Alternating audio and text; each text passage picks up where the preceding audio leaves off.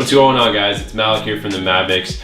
Today I'm going to be talking to one of my really good friends who knows a ton about data, strategy, and insights. I'd like to introduce my good friend Dan. What's going on, man? What's going on, man? Thank you very much for having me. Oh man, glad to have you here. So Dan, tell me a little bit about what you do for a living. Well, it's often discussed at our agency that no one knows what our department actually does. Within the strategy department, my real role is called an analyst. And what I do is I take data and I turn it into actionable ideas and solutions for our brands. So it's taking all those numbers that no one wants to look at and turning them into meaningful, areas of opportunity. And I would say, in a nutshell, that's what I do.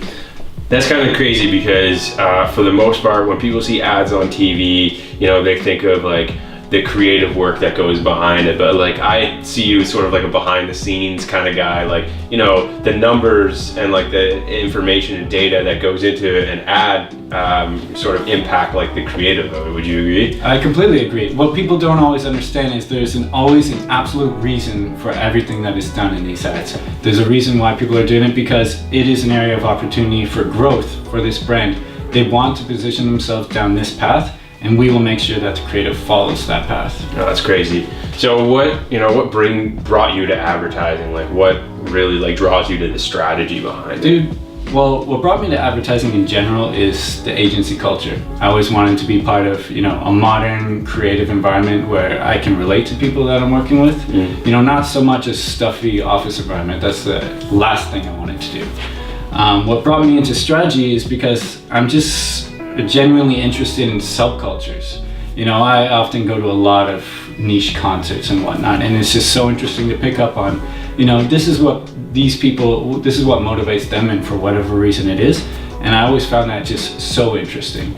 So understanding how our brands can fit in with cultures like that is just, it seems like a perfect marriage. So that's pretty interesting because for the most part, when I'm watching an ad on TV, or regular consumers watching an ad, they're not necessarily thinking about all the numbers that goes behind it. They're just thinking about what they're actually seeing. So would you say that a good creative commercial is backed by a lot of insights and data? And yeah, 100%. I don't think there could be a good creative idea without some sort of real insight that is grounded in actual data and actual reality of culture. We look at this data and we understand cultural trends, and we try to fit our brands into these trends in the most organic way possible. But at the end of the day, every funny idea that you see, every joke is calculated, and it serves a purpose. Oh, that's amazing. So what brings you to this type of work? Well, I studied marketing in university, and the last thing I wanted to do was sit in a stuffy office building all day. So what are the best of both worlds? I figured creative advertising agency. I love that I get to hang out with creatives and artists all day, and just kind of a little bit more relaxed environment. So it seemed perfect for me.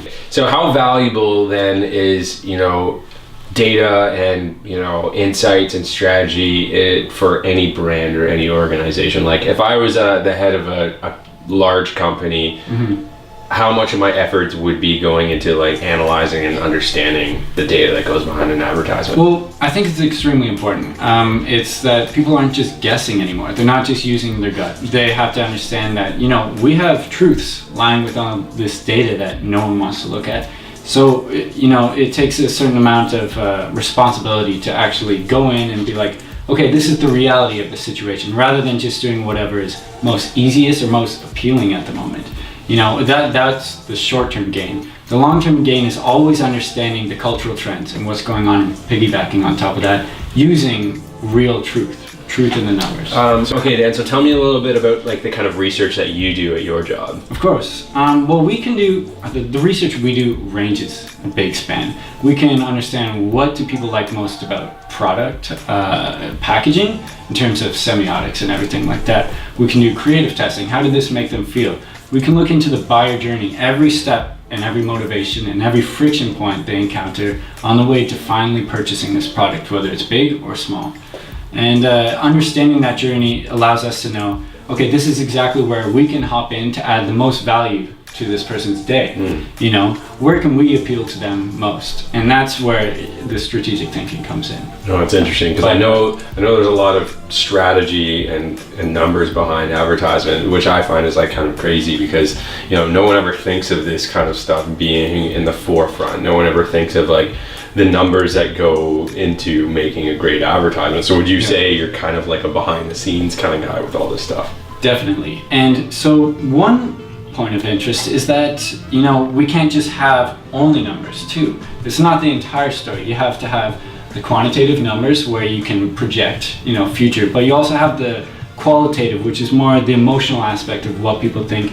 And this is connecting the numbers. It's almost reading between the lines and understanding the why behind this is what people are doing. Okay, what's the emotion that's leading to that?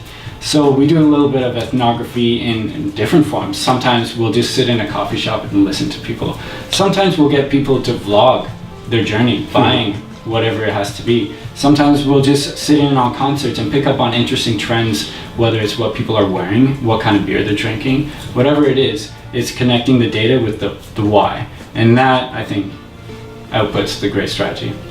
You know, we're gonna switch gears a little bit here. Someone told me that you run kind of like a charity organization called Puppy Glass. Can you tell the viewers out there what this is and what it's all about? It's just a small project I did while I was at the University of Guelph. I wanted to do something that was relevant to my interests and had potential to make a positive impact before I left. So I did this in fourth year university. It's called Puppy Glass. I made shot glasses which are relevant to the interests of all students drinking and partying, but also a big part of the Guelph culture was the adorably cute puppies that would walk around. They were guide dogs in training and they were just all over our campus and they would go viral on the Guelph pages and whatnot. So I thought, okay, let's marry these two topics and let's produce something that's going to make a positive impact on the Guelph community. We did little cartoon decals on the shot glasses and donated a portion of every sale to the Guelph Humane Society. So you're saying that, you know, I could do Jaeger bombs, but also, you know, support my community and some puppies. Yeah, potentially save the life of puppies while drinking Jaeger bombs. So that's exactly correct. Sounds like a beautiful marriage. You know, is this still active? Is this something that you're doing or looking to bring back? Or yeah, now that I'm living in Toronto, I've been talking to a few humane societies here, so we'll look to make some new designs and maybe get it back into this community, not just Guelph. Ladies and gentlemen, this is Dan. He's a strategist, he's an analyst, and he's a lover of dogs. Dan, thanks for being on the show. Thank you very much, man. Thanks.